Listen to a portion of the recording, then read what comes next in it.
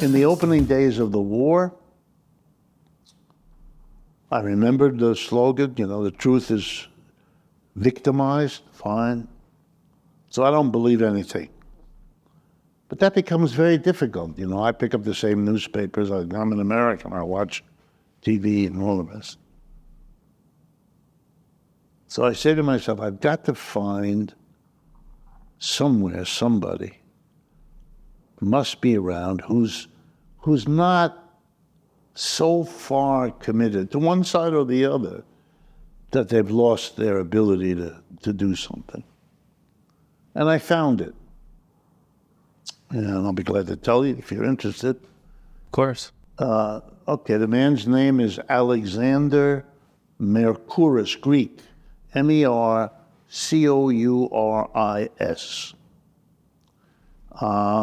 Clearly sympathizes with Russia, no question about it. But it's not part of the Russian government, or I don't care, maybe he is. Secretly, I wouldn't know yet. He certainly doesn't say so.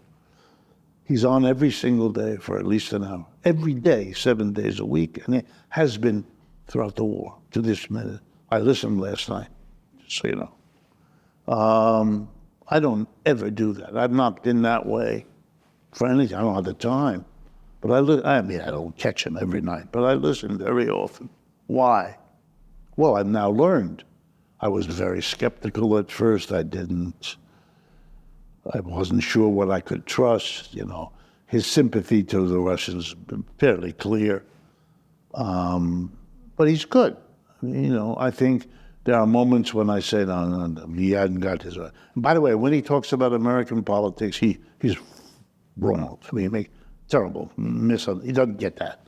He's based in London, and he's Greek. So I forgive him. When he talks about the United States, it's useless. But when he means well, he likes Trump, by the way, likes Trump. But that's a little bit that Russian business. It's the neocons he hates. He hates them because they really are the enemy for him. And Trump is not them, so he likes Trump. I'm sure he'll adjust if Kamala Harris wins. But he's been reliable. The only reason I mention him is he has been reliable. And he's been reliable in the following sense, not for the details. I don't listen to the detail. He's full of details. It's kind of boring. This is the village that today was taken. The Ukrainians took this village. The Russians took the... I don't know the geography of Ukraine. Even if I knew the geography, I don't know what the meaning is of grabbing. It's like you said, they took White Plains, but not Yonkers. I actually know White Plains and Yonkers, but I wouldn't know what that meant. What I get from him is a sense of how the war is going. And he's been excellent on it. He said when the Ukrainian had a counteroffensive in 2023, he talked about the gains they made and what they did, and what the Russians did wrong. He was able to do that.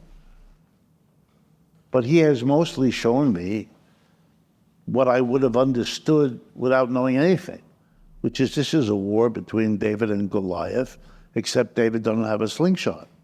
And so now his chances with Goliath, he had that slingshot, but without the slingshot, he's just little David. And then the big Goliath, it ain't gonna go well.